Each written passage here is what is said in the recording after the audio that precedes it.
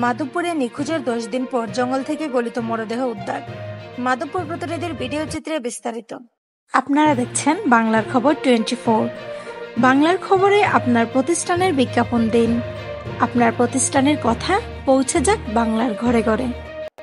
হবিগঞ্জের মাধবপুরে নিখোঁজের 10 দিন পর ফারুক মিয়া নামে এক ব্যক্তির গলিত মরদেহ উদ্ধার করেছে পুলিশ। শুক্রবার 23 মে সকালে আখাউড়া সিলেট রেললাইনের মনতলা এলাকার অপরূপা স্কুলের পাশের জঙ্গল থেকে মরদেহটি উদ্ধার করা।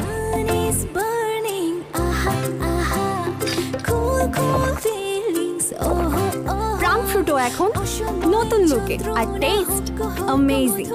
তাজা আমের মধুর রসে প্রাণ ফ্রুটো এখন আরো আকর্ষণীয় নতুন প্যাকে।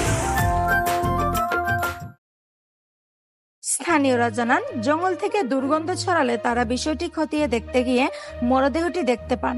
পরে বিষয়টি পুলিশ ও ফারুক মিয়ার পরিবারকে জানানো হয়। নিহত ফারুক উপজেলার বহরা ইউনিয়নের আফজলপুর গ্রামের বাসিন্দা। পরিবারের সদস্যরা জানান, গত 13 মে বিকালে মনতলা বাজারে যাওয়ার পর থেকেই তিনি নিখোঁজ ছিলেন। ফারুকের দ্বিতীয় ছেলে আকিবুল ইসলাম জানান, ওই দিন রুবেল নামে এক ব্যক্তি মোবাইলে ফোন করে তার বাবাকে ডেকে নেয়। এরপর থেকেই তার বাবার মোবাইল বন্ধ পাওয়া যায়।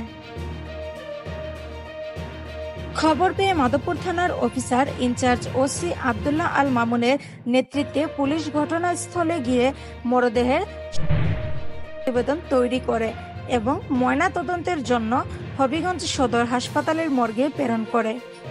এ ঘটনায় এলাকার চাঞ্চল্যকর সৃষ্টি হয়েছে। পুলিশ বলেছে, বিষয়টি গুরুত্বের সঙ্গে খতিয়ে দেখা হচ্ছে এবং প্রয়োজনীয় তদন্ত প্রক্রিয়া চলছে।